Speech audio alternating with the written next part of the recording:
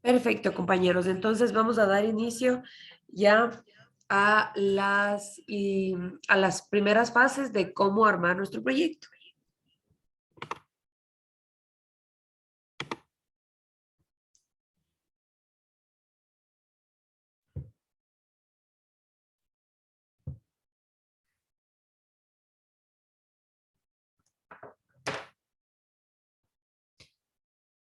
Bien, identificación del problema. ¿Cuál es el problema o situación en la que nos encontramos? Entonces, como lo hemos identificado, los proyectos tienen su origen en un problema, en un interés personal o incluso en una pregunta sin resolver. Entonces, vamos a situar en un ámbito determinado, el cual nos va a dar respuesta a nuestra preocupación.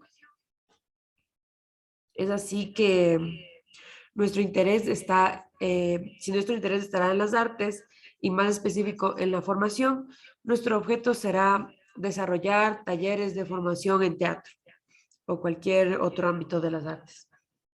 Sin embargo, el diseño de esta fase será más general para establecer el problema dentro del tema escogido. Ahora, ¿qué acciones podemos realizar para hacer este primer acercamiento?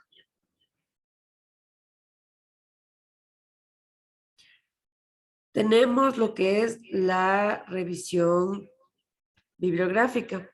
Son los diagnósticos, artículos o estudios relacionados al ámbito de intervención de nuestro proyecto. Tenemos también en pantalla la observación con, con su descripción que, ay, perdón, me faltó la utilidad de la revisión bibliográfica. La utilidad de ella es profundizar el conocimiento del tema o área en el cual se inserta el proyecto. La observación, otros procesos o experiencias del territorio o metodologías que se han usado para resolver problemas similares. La utilidad es reconocer el terreno, recoger datos preliminares, observar resultados de aplicaciones diferentes y otras. Claro. ¿Perdón?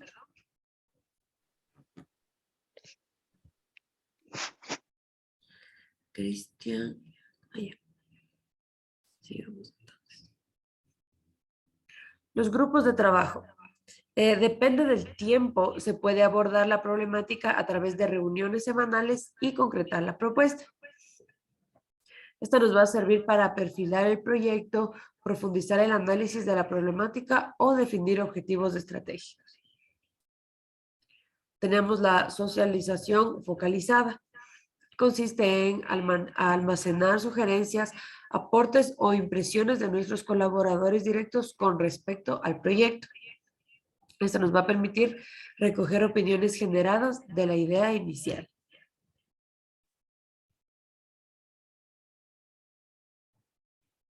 Tenemos la consulta a especialistas. Esta es una consulta a personas con experiencia y amplia trayectoria que puedan aportar al proyecto para ajustar nuestra primera idea, es decir, la idea inicial. Nos servirá para contrastar las ideas iniciales con las reflexiones emitidas por el especialista. Es decir, aquí, si es que escogeríamos este método, nuestras ideas, al haber conversado con un especialista, vamos a ver si es que son o no pertinentes.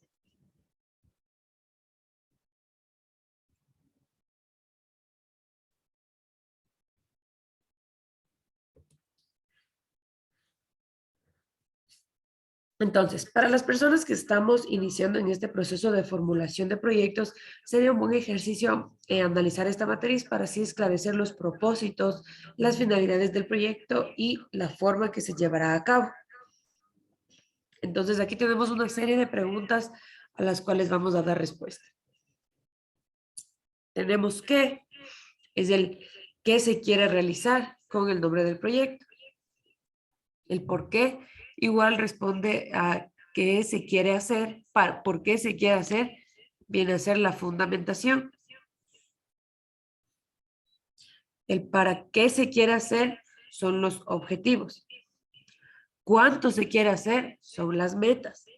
¿Dónde se quiere hacer? La localización de nuestro proyecto. ¿Cómo se va a hacer? Serían las actividades y metodología a usar.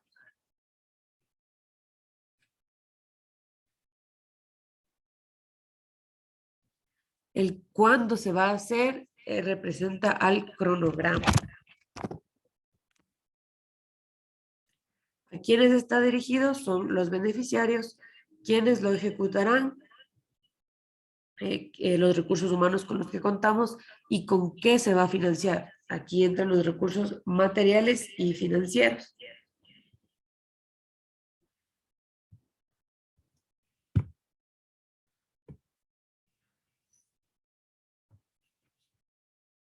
Perfecto. Entonces, el diagnóstico. El hecho de conocer sobre lo que deseamos intervenir es una parte importante, ya que de allí consistirá en crear buenas bases para el proyecto. El diagnóstico se basa en reconocer e identificar el problema, que será la situación de estudio, establecer las causas de su origen y también hacer un mapeo general de los recursos tanto humanos como materiales que vamos a necesitar.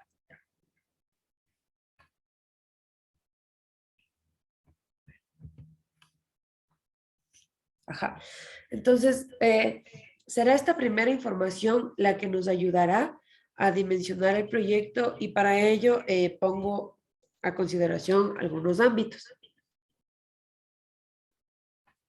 Tenemos el territorio, que como ya vimos es la ubicación geográfica, también algunos ámbitos demográficos, que sería el número de habitantes, en qué edades están enfocado el proyecto, la situación socioeconómica u otros factores demográficos que ustedes consideren pertinentes.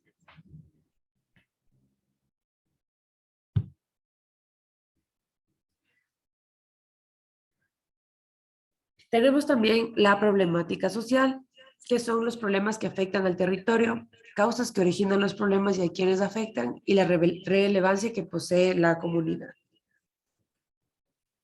Los agentes culturales será la base de datos de artistas y gestores culturales con datos de ubicación, qué actividades realiza, en dónde las realiza, bueno, u otras actividades que a ustedes les parezcan.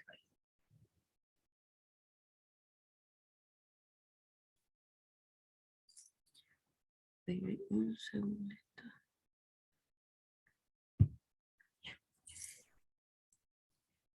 Paula, ¿esta tabla sirve para definir el diagnóstico? ¿Seguimos en la fase de diagnóstico? Sí, estamos en el diagnóstico.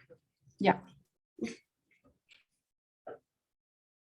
Tenemos también la participación y asociatividad, que sería la presencia de instituciones sociales, culturales u otras, conocer qué acciones generan estas instituciones y qué grado de vinculación existen entre las instituciones que hemos mapeado. La oferta cultural, que es la tipificación, no de la oferta, el grado que tenemos de accesibilidad a ella y las demandas e intereses del público. En cuanto a infraestructura, hay lo que es características de acceso, oferta cultural, estado, tipo, equipamiento, etc. Los recursos disponibles van a ser humanos, naturales o tecnológicos. En política, será conocer si existe política relacionada a cultura y si existe, cuáles son y la disposición de las autoridades culturales a trabajar con nuestro proyecto o con la comunidad.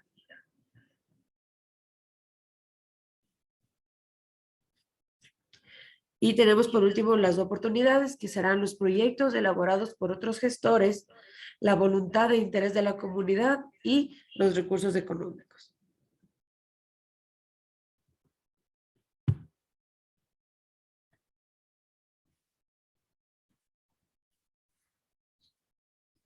Dime un segundito.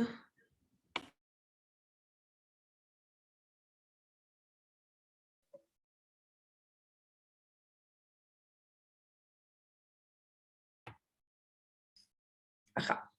Entonces, analizando la matriz anterior, el diagnóstico no solo implica conocer el problema, sino si se lo aplica de una forma exhaustiva, es posible rescatar otros datos históricos, tanto positivos como negativos.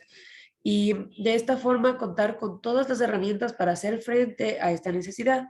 Para elaborar este diagnóstico hay algunas herramientas como la observación, la encuesta, existen entrevistas, grupos focales o revisión bibliográfica.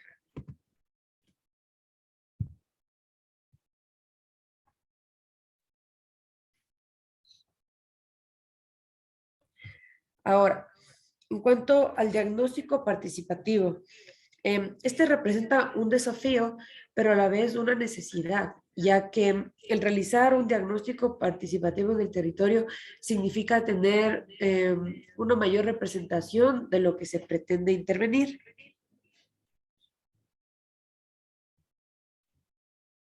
Este proceso se da cuando la comunidad se organiza para investigar la realidad local, es decir, conocer qué situaciones están generando malestar o descontento social.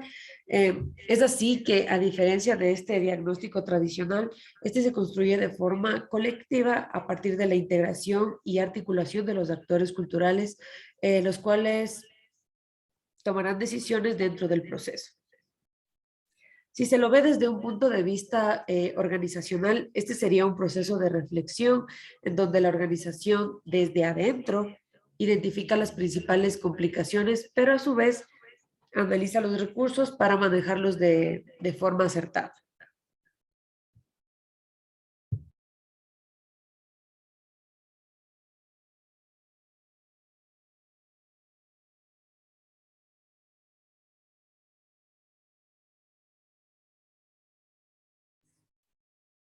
En cuanto a las ventajas que presenta el diagnóstico participativo,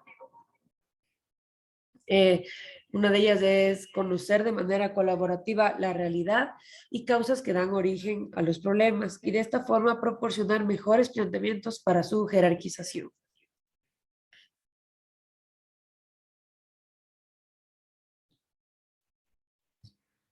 Espérenme, me está escribiendo.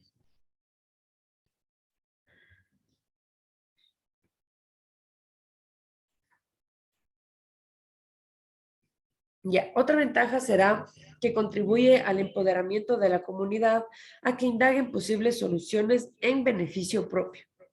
¿Sí? Permite también identificar demandas y propuestas de acción basadas en la opinión de la comunidad y así fortalecer la legitimidad de los procesos. La idea de este diagnóstico participativo es evitar este mesianismo que se ha venido dando por parte de las instituciones, ¿sí? Que las instituciones van al territorio a salvar, cuando debería ser del otro lado, ¿no? Nadie más que las propias localidades o comunidades conoce sus problemas, sus necesidades y las instituciones están justamente para mediar estos proyectos y apoyar.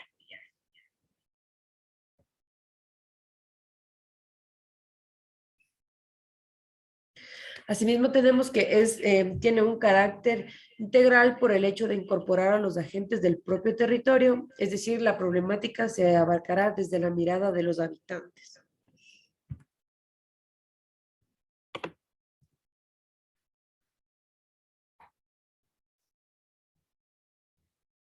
Las claves para el diagnóstico participativo son incluir. El facilitador deberá respetar, recoger y poner en consideración el aporte de cada actor cultural. Todos investiguen. Es la comunidad quien debe tomar un papel activo durante la investigación, mientras que las instituciones serán mediadoras de este proceso.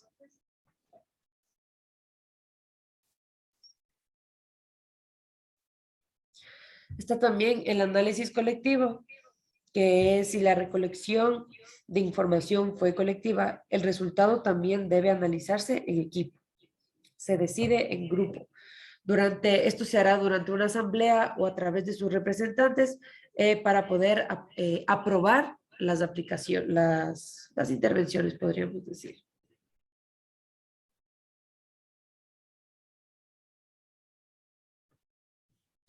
Y devolución a la comunidad. Después de analizar el diagnóstico, se debe entregar a la comunidad la información sistematizada con la finalidad de comprometer y motivar a la localidad para apoyar a este proyecto.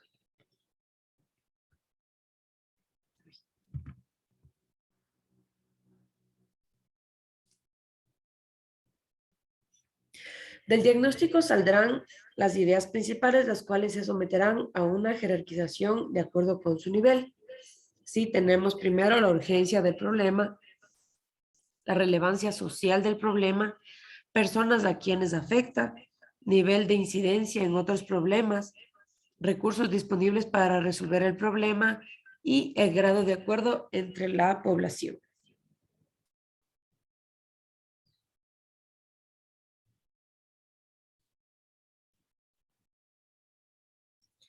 Tenemos lo que es el árbol de problemas.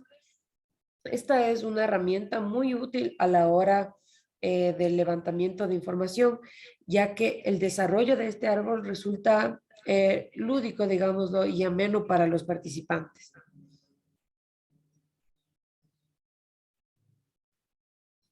Para aplicarlo se debe dibujar o diseñar un árbol que se encuentre al alcance de todos.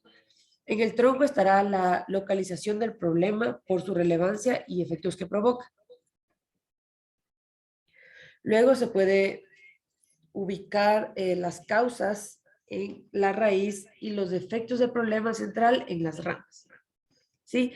Al usar esta técnica se ratifica el hecho de que la causa siempre tiene una relación con el efecto, el cual tiene un origen en el problema central.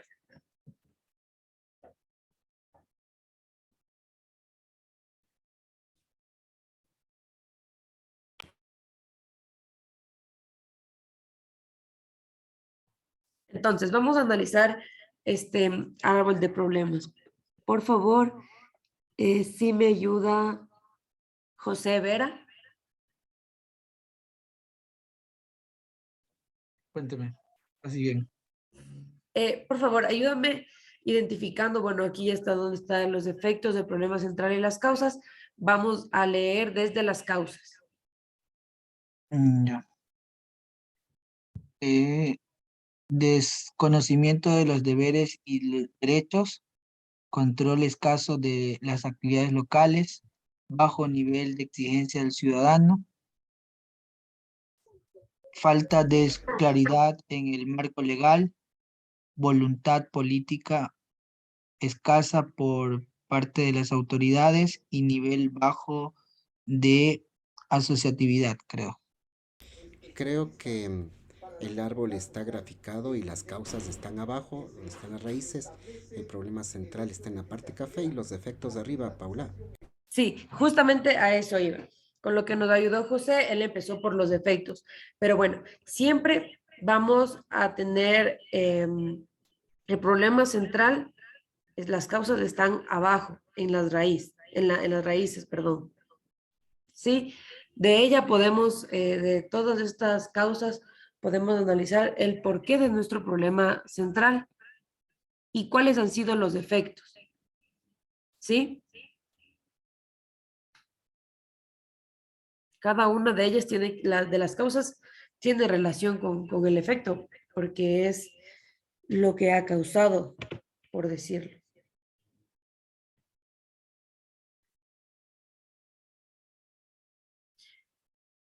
Vamos entonces a continuar. Paula, buenas tardes. Buenas tardes.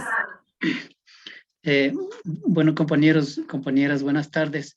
Este es digamos, una herramienta súper interesante, pero sí quisiera que nos ayude, al menos de mi parte, digo, no les entendí cómo, de dónde sale el problema central o cuál es la metodología para poder identificar el problema central y los demás como causas, cómo le identifico eso y cómo identifico también como efectos, ¿no es cierto?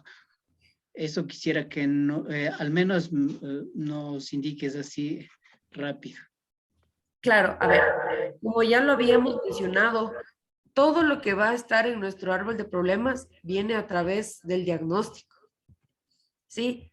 Entonces puede ser mediante cualquiera de estas herramientas que se puede conocer el problema central. Sí, no es que se llega a una localidad y ya tenemos el problema y se va a hacer así, así y así. Primero hay que hacer una investigación a través de la observación de grupos de trabajo, de consulta a especialistas en territorio, de revisión bibliográfica. Es por esto que les he puesto esta matriz aquí. ¿Sí? Es a raíz de esta investigación previa que se puede generar el árbol de problemas. Ahí tal vez. No, parece que no me di a entender la pregunta, sino digo, sé que en la comunidad, digamos, en un X barrio, identifico problemas, me salen un chorro de problemas.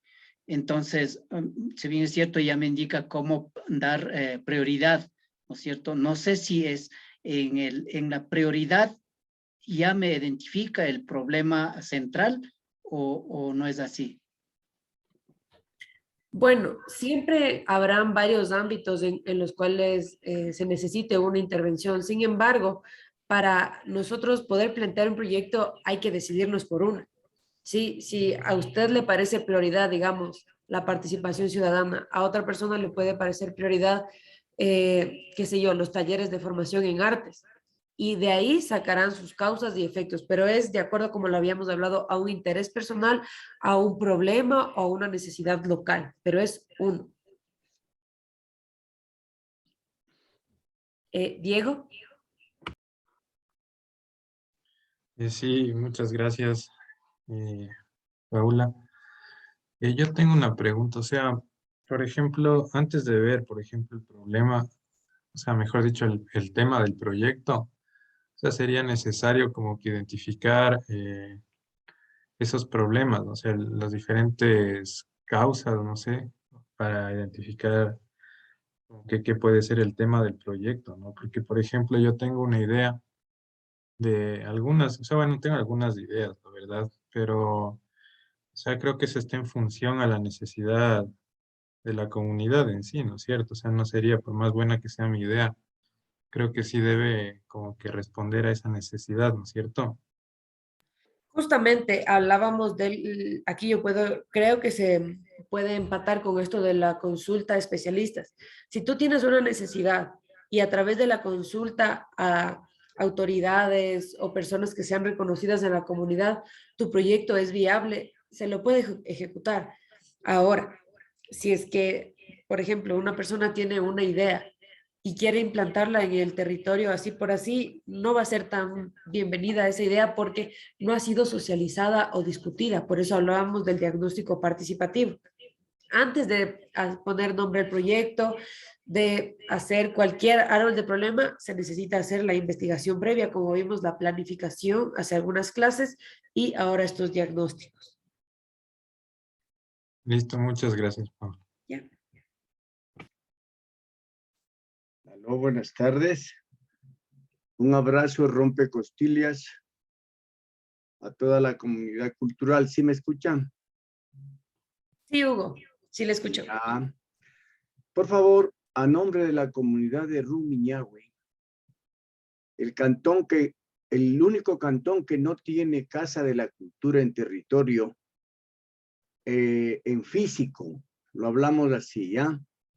El único cantón que no tiene. Estamos haciendo este planteamiento en los colectivos para que, por favor, en el periodo de 4 años de la dirigencia de ustedes, les rogamos, les suplicamos que por favor este proyecto que vamos a presentar, ustedes lo lleguen a feliz término y así la comunidad que está huérfana y en la calle de Rumiñahui tenga un lugar como lo conseguimos con el núcleo Pichincha en el pabellón itinerante de las artes. Esto estará ubicado tras el monumento a Jerónimo Guayasamín, el gran pintor, escultor, mularista universal de nuestra patria. Por favor, Es hora de que tengamos ya la casa. Estamos en la calle y eso es realmente humillante. Esa es la palabra. Humillante para todos los actores, gestores, promotores, artistas, artesanos que tenemos en gran abundancia en Rumiñahui. Entonces, un pedido y mediante el módulo de ustedes de problemas, vamos a presentarlo a Núcleo Pichincha. Gracias. Muchas gracias, estimado Hugo. Me parece que usted ya tuvo la oportunidad de reunirse con mi director, entonces ahí, bueno, habrá que ver cuáles han sido los avances en este proyecto e ir viendo la factibilidad y viabilidad de la casa en Rumiñahui, ¿no? Si bien es cierto, es necesario, también hay que analizar otros ámbitos, pero en tal caso el primer acercamiento ya se ha hecho. Muchas gracias, Hugo.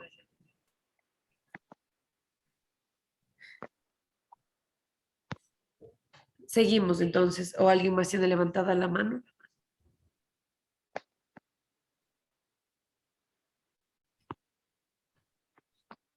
¿Sí?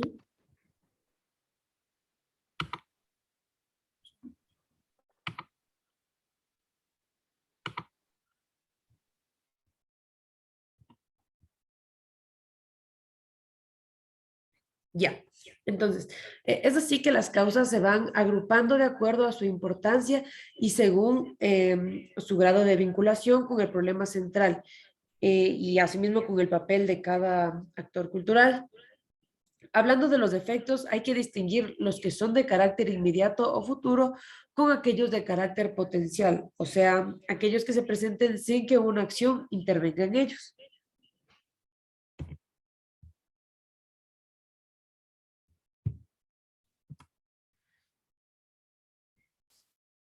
Bien, en cuanto al árbol de objetivos, veíamos que el árbol de problemas nos permite analizar las causas y efectos de la problemática.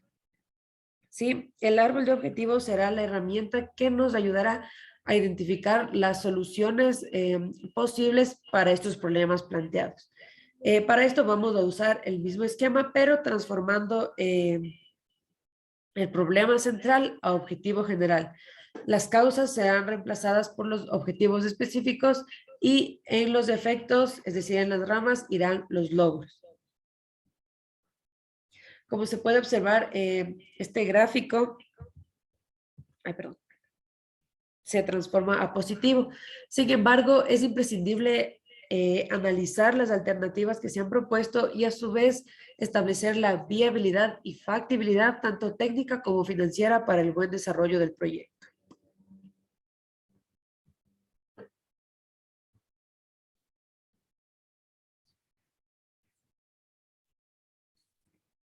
Bien, llegamos ahora al análisis FODA. Quizás esta herramienta es la más conocida a la hora de definir la situación actual de alguna situación.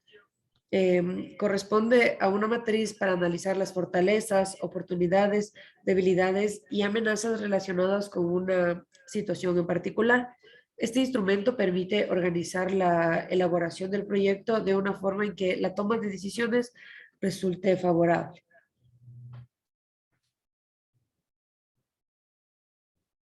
Bien, entonces, por favor, Carlos Naranjo me va a ayudar con esta lámina, por favor.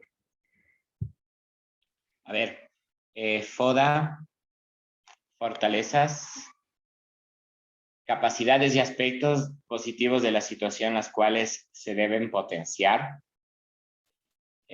oportunidades, efectos del contexto o inherentes al que favorece al proyecto, debilidades, caracteres internos los cuales no se han desarrollado de mejor manera y podrían atacar al proyecto, amenazas, elementos del entorno que podrían perjuiciar al proyecto limitando su desarrollo.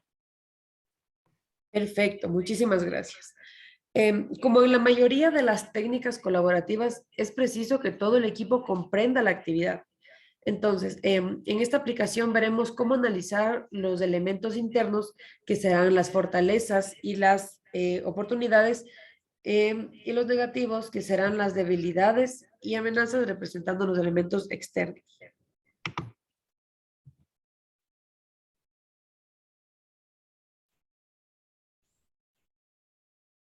Sí, entonces esta matriz en pantalla nos puede ayudar a,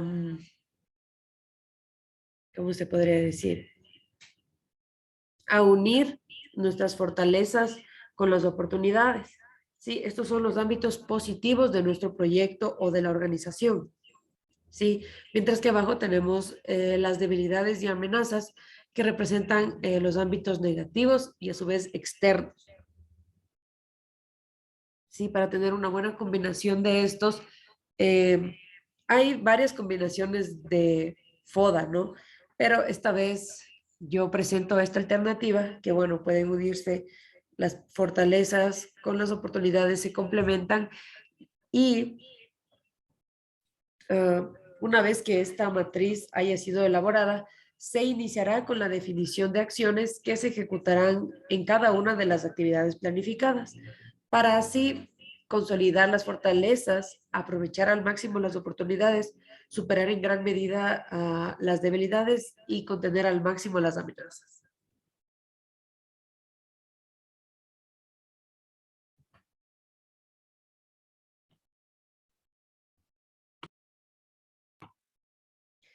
Perfecto. En esta segunda fase ya llegamos a la formulación de objetivos. Una vez definida la situación inicial, será posible entrar a la segunda etapa del proyecto. Aquí estableceremos lo que queremos conseguir a través de un camino, el cual nos llevará a la meta.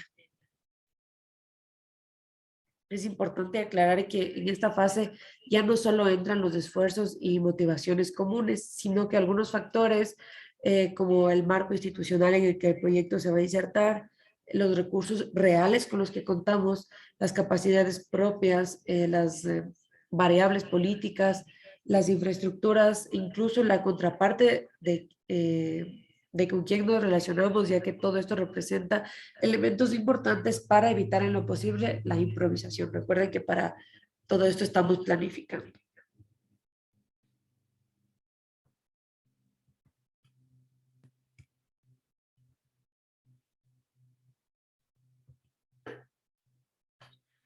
En este sentido, precisa qué es lo que se quiere lograr con el proyecto. Estos cumplen tres funciones muy relevantes en el desarrollo del proceso. Primero, ordena las acciones para alcanzar el propósito formulado. También permite anticipar los resultados que se pretende alcanzar y complementan al momento de evaluar el proceso. Viéndolo así, se puede decir que los objetivos definen un límite de tiempo para, mediante acciones determinadas, alcanzar las metas.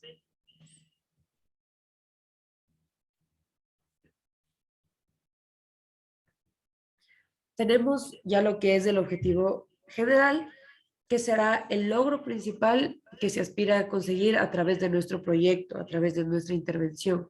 Sí, las características de este es que es de largo alcance y también es globalizador. Según el análisis de la información recogida en el diagnóstico, será el objetivo general el que marque el rumbo del proyecto. Es por eso que tanto las actividades como la metodología se articulan en relación a nuestro objetivo general, ¿sí? Es así que el objetivo general tiene detrás de él la finalidad que se pretende alcanzar con el proyecto.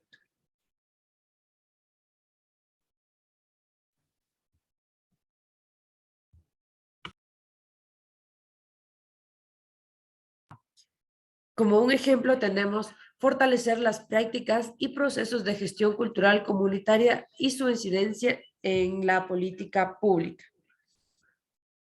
Sí, como vemos, este es un objetivo muy globalizador, como es una de las características, y tiene largo alcance.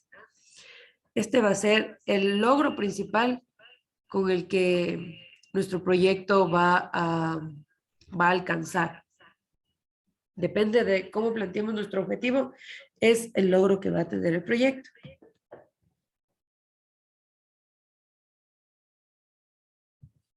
Perfecto. Seguimos entonces con los objetivos específicos. Al igual que el general, estos objetivos corresponden a ciertos propósitos.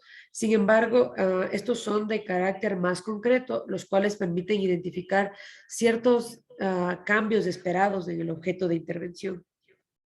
Es por ello que no se debe confundir a los objetivos específicos con las actividades. Esta suele ser una práctica muy común. Si tenemos como objetivo específico mejorar las competencias de gestión y autonomía de procesos comunitarios culturales. La actividad para este objetivo será la creación de talleres para gestores culturales. Sí, el objetivo, aunque ya sea específico, no especifica cuál es la actividad. Sin embargo, en la fase de actividades ya se irá desglosando uno a uno cuáles serán las actividades. Sin embargo, como vemos, los objetivos específicos van a ser igual abarcativos.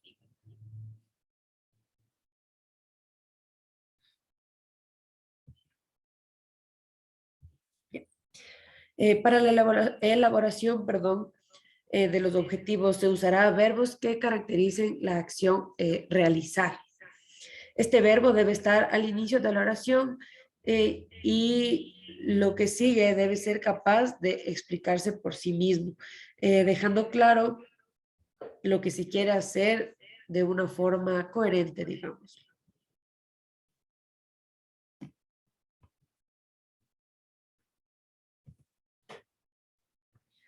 Los objetivos no se miden por su extensión o complejidad en el lenguaje, sino porque éste expresa claramente su finalidad. Es importante saber que un objetivo correctamente formulado ayuda a la posterior evaluación del proyecto. ¿Qué requisitos deben reunir estos objetivos? Como ya lo he mencionado, deben ser claros y precisos, ¿sí? Aun que se tenga 3, 4 líneas de objetivo general o específico, si este no es claro, no se va a entender, ¿sí? Este debe apuntar a problemas o contextos reales. Estos también se adaptan al propósito para el que fueron creados.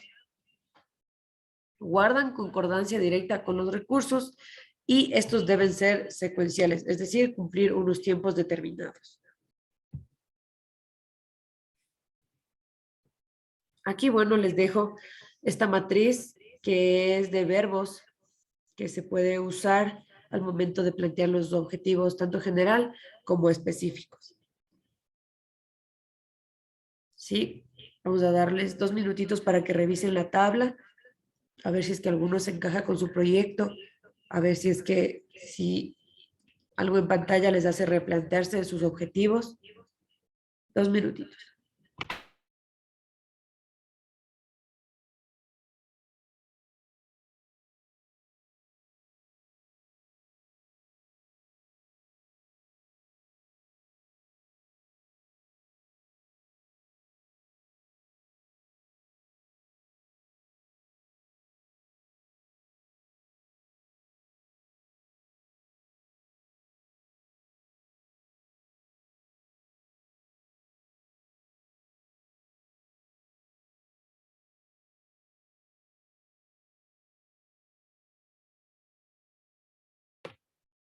Perfecto. Entonces, vamos a continuar con la fundamentación y justificación. Una vez que los objetivos se hayan establecido, es importante presentar los antecedentes que justifican su ejecución. Esta parte se nutre del diagnóstico, ya que esta etapa busca responder a la pregunta planteada. Es por ello que la fundamentación representa un aspecto importante a la hora de elaborar el proyecto, así como permitirá al lector entender la trascendencia del por qué se debe otorgar o no recursos a este proyecto.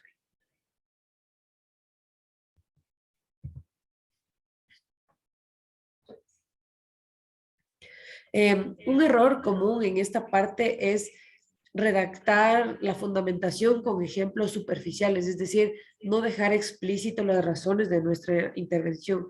Al fundamentarse deberá dar información acerca de la naturaleza del proyecto que se va a intervenir, enfatizando en su dimensión, la relevancia social, su importancia cultural y otros aspectos que ustedes crean pertinentes.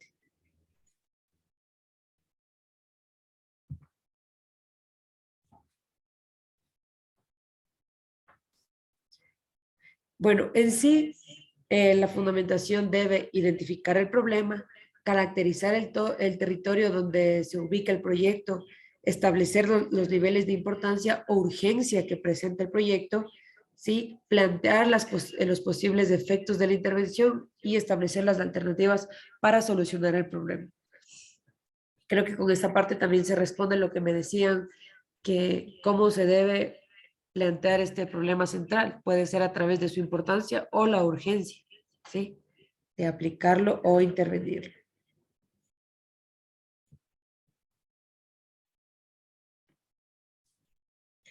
Bien, por otro lado, la justificación presenta los antecedentes para comprender mejor el proyecto, a quienes afecta, como ya habíamos dicho, la urgencia de atender a esta necesidad y aportar las razones por las cuales se debería financiar este proyecto. En resumen, la fundamentación es presentar el problema y lo otro viene a ser justificar el problema. La información necesaria para respaldar nuestro proyecto lo podemos encontrar en planes decenales, por ejemplo, en la Ley de Cultura, el reglamento de la Ley de Cultura, así como las estadísticas de cada gobierno parroquial.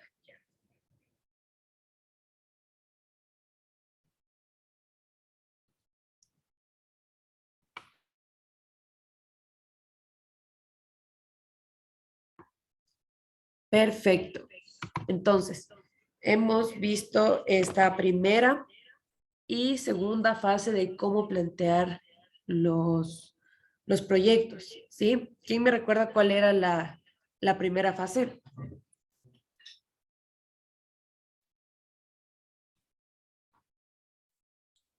La de diagnóstico. Identificación del problema.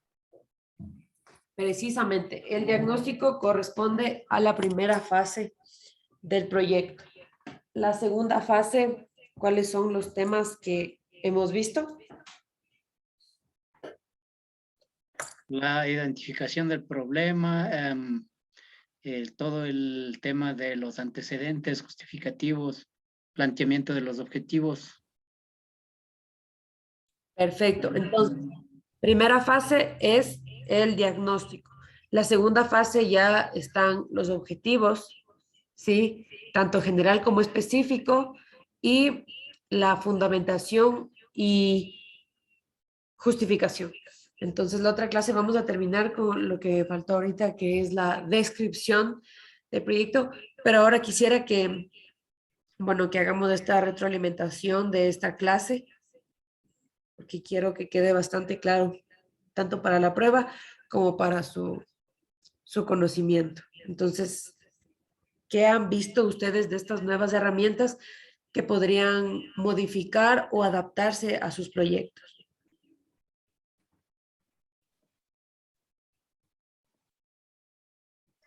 Un saludo de paz y bien.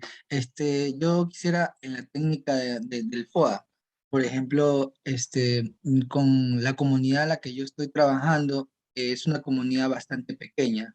Entonces, además del FOA, que es una herramienta que te da muchos insumos para poder visualizar el proyecto, también estoy aplicando el tema del Focus Group, que es otra técnica que también aporta y ayuda bastante a conocer de base, porque quién es más que el investigador a veces es exógeno, es externo a la comunidad a la que se está estudiando, pero quién es más que las personas que viven o las que están inmersas en el problema o en el proyecto que vamos a realizar, en el cual tú puedes sacar mejores insumos para que el proyecto tenga mejor viabilidad. Entonces, ese sería un poco el aporte que yo daría y el empate que estoy haciendo con las herramientas que ustedes nos están dando. Muchísimas gracias. Bueno, entonces vemos que José también, aparte de aplicar el FODA, utiliza esta técnica de los grupos focales o mesas de trabajo, que estos son, como ya lo habíamos visto en la primera matriz, no más complicado, pero sí nos va a comprometer como grupo a estar en sesiones permanentes, a sesionar cada semana, cada 2 semanas, para ir construyendo el proyecto y que no se alargue cada vez más los tiempos, es decir, tener delimitado el cronograma, que es otra parte importante. Hugo, por favor. Muchas gracias. Estamos desarrollando un proyecto educativo con FIDAL. Y desde hace unos 10 años, ellos tienen un compendio de lo que estamos viendo con ustedes, bastante extenso, dado de que lo educativo es un concurso de excelencia educativa en FIDAL. Entonces, en diciembre estaremos presentando conjuntamente con lo que estamos viendo con ustedes, porque cultura y educación van de la mano. De tal suerte que, haciendo una comparación, y yo felicito porque el compendio de ustedes está bastante reducido y se lo puede hacer inmediatamente. Dado de que este de acá necesita siquiera unos 3, 4 años de tener la práctica educativa para ir en la realidad cumpliendo el proyecto para que sea aceptado y entre a concurso. Entonces les felicito porque hay el compendio, pero sí les solicito, yo sé que nosotros no tenemos el medio económico, pero podemos darnos modos de hacer un compendio justamente así como tiene FIDAL este año en hojas Word para poder imprimir y tener pues el cuadernillo con las bases de concurso inclusive que ustedes pueden ponerlo. Entonces, es un ejemplo que yo estoy dando, que estamos aplicando con la Universidad Rumiñahui, con la Unidad Educativa Juan de Salinas, de acá. De tal suerte que como la cultura va con esto, también estoy con su curso y con la directiva de ustedes apoyándome para que el concurso tenga mayor fortaleza y podamos ganar el premio, que es de $10,000, destinado a las familias más pobres, a los estudiantes más excelentes, ese premio de $10,000. Entonces, esa es la participación mía y hago énfasis en que podamos nosotros recibir en Word sintéticamente lo que ustedes nos están dando. Gracias. Muchísimas gracias, Hugo. Y bueno, es una muy buena sugerencia que la voy a comentar a mis coordinadores de la Unidad de Fomento Artístico Cultural. Recordemos que este curso no solo tiene gestión de proyectos, también tenemos la normativa cultural y posteriormente vamos a recibir la clase de contratación pública, ¿sí? Entonces, vamos a ver qué tipo de compendio podemos hacerlo que sea didáctico, que sea entendible y bueno, a través de la finalización de este curso, poderles entregar este compendio y que sea, que aporte más a su conocimiento. Muchísimas gracias, Hugo. Juan Pablo, por favor. Muchísimas gracias y mil disculpas a todos los contertulios por ser muy reiterativo en las intervenciones. No se preocupe. Pero sí tengo una duda. Veo acá, dentro de lo que nos acaban de indicar, que hay una parte del desarrollo del proyecto que se llama fundamentación y justificación. Esta partecita no me queda tan claro. Cuando yo he tenido la oportunidad de realizar proyectos, me he referido justamente a la justificación como que un poco a la base legal, ¿no? Que sustenta la creación o la viabilidad del proyecto. Sin embargo, pues, bueno, quisiera, salvo el mejor criterio de ustedes, que tal vez me señale de una manera un poco más sucinta y de pronto más didáctica tal vez para poder entender cuál es la diferencia entre fundamentación y justificación, y si es que los dos deben ser dos párrafos distintos. Eso nada más, Paula, mil disculpas por la pregunta. No se preocupe. Entonces, justamente hablábamos de que la fundamentación es representar el problema que lo analizamos en el diagnóstico, ¿sí? Porque el diagnóstico es la fase previa al proyecto. Entonces, en la fundamentación estará toda esta presentación del problema. Y en la justificación, valga la redundancia, vamos a justificar, o sea, el por qué queremos realizar esta intervención, las razones, ¿sí? Esa es en palabras simples, podríamos decir, y muy resumidas, la diferencia entre fundamentación y justificación. Sí lo podríamos realizar con un ejemplo, por ejemplo, si el problema o dentro del diagnóstico detectamos de que los niños dedican demasiado tiempo al celular, a los juegos de video y ese sería el problema. La fundamentación vendría a ser una reexposición del problema o cómo puedo yo fundamentar esto o de pronto en fundamentación diría el 85% de niños mal emplean su tiempo libre de acuerdo al último estudio realizado, qué sé yo, algo así tal vez, discúlpeme tal vez. Exactamente. Justamente es como usted lo ha nombrado. En la fundamentación, digámoslo de forma general, debido al confinamiento provocado por la pandemia del COVID-19, ha provocado que los estudiantes de bachillerato o básica media estén en un uso constante de estos dispositivos electrónicos, los cuales ha bajado qué sé yo, de los libros, de la práctica musical, cualquier cosa.